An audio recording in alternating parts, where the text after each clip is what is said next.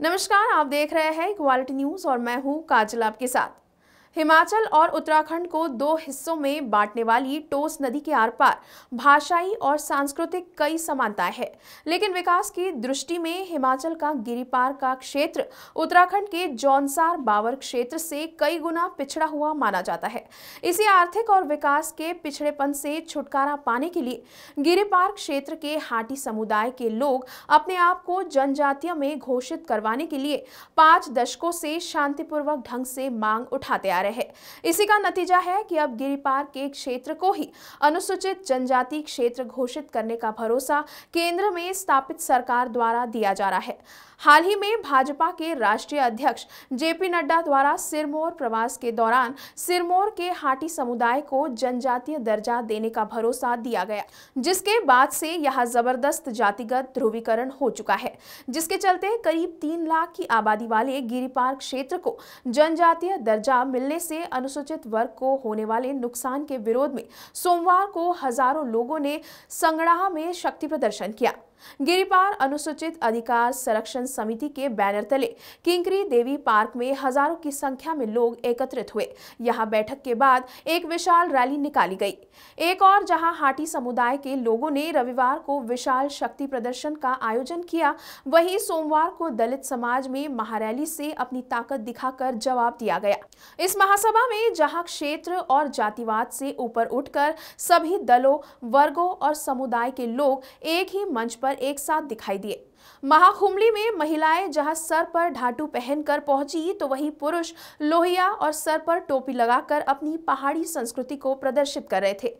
हालांकि अंत में बारिश ने खलल डालने का प्रयास किया, लेकिन उसके बावजूद भी हाटियों का उत्साह देखते ही बन रहा था। कोई भी अपनी जगह से टस से मस नहीं हुआ। भीड़ उमड़ती देखकर कार्यकर्ता भी दंग रह गए। मुख्यमंत्री जयराम ठाकुर के दौरे से 5 दिन पहले आयोजित हुई हाटियों की ये महासभा आने वाले विधानसभा चुनाव के लिए भी किसी बड़ी चुनौती से कम नहीं है। इसमें हाटी समुदाय के लोगों ने अपने हक के लिए संगठित होकर एकता की एक अलग मशाल को जलाया है। इस दौरान ट्रांसगिरी को जनजातीय क्षेत्र घोषित न करने के साथ साथ मनुवाद और जातिवाद से आजादी, जय भीम, कायम रहे सारे अधिकार, हाटी एक बहाना है जैसे क्रांतिकारी व जातिगत नारे बार बार गूंजे। कार्यक्रम में बतौर मुख्य अतिथि मौजूद गिरिपार अनुसूचित जाति अधिकार संरक्षण समिति के अध्यक्ष अनिल मंगेट ने कहा कि कुछ लोगों द्वारा हाटी का ढोंग रचकर दलित समुदाय के लोगों को गुमराह किया जा रहा है और संविधान निर्माता डॉक्टर भीमराव अंबेडकर द्वारा दिए गए अधिकारों को हमसे छीनने का प्रयास किया जा रहा है। उन्होंने जनसभा को संबोधित करते हुए कहा कि गिरिपार क्षेत्र में करीब 40% दलित समाज की आबादी को दरकिनार कर कुछ लोग राजनीति कर रहे हैं। उनकी मंशा को कभी पूरा नहीं होने दिया जाएगा। गिरिपार से संबंधित दलित समाज के 3 एमएलए और एमपी तथा कुछ अन्य दलित नेताओं ने भी उनकी मांगों को नजरअंदाज किया है, जिसका जवाब विधानसभा इलेक्शन में दिया जाएगा।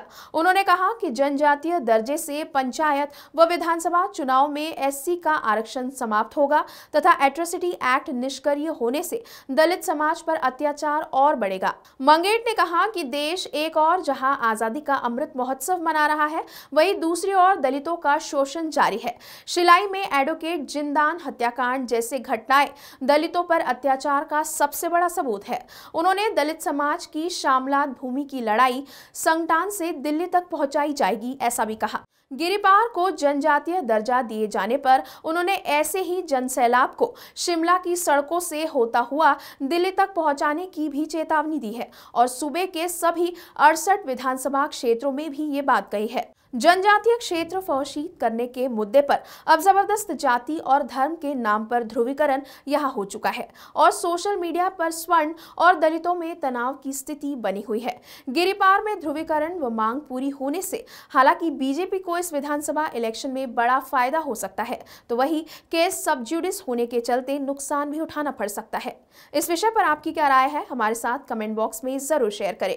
अभी के लिए इतना ही, फिर होगी आपसे मुलाकात। तब तक के लिए आप देखते रहिए इक्वालिटी न्यूज। खबरों को और भी विस्तार से देखने के लिए आज ही हमारे फेसबुक पेज को लाइक और फॉलो करना ना भूलें। साथ ही हमारे यूट्यूब चैनल को सब्सक्राइब करें।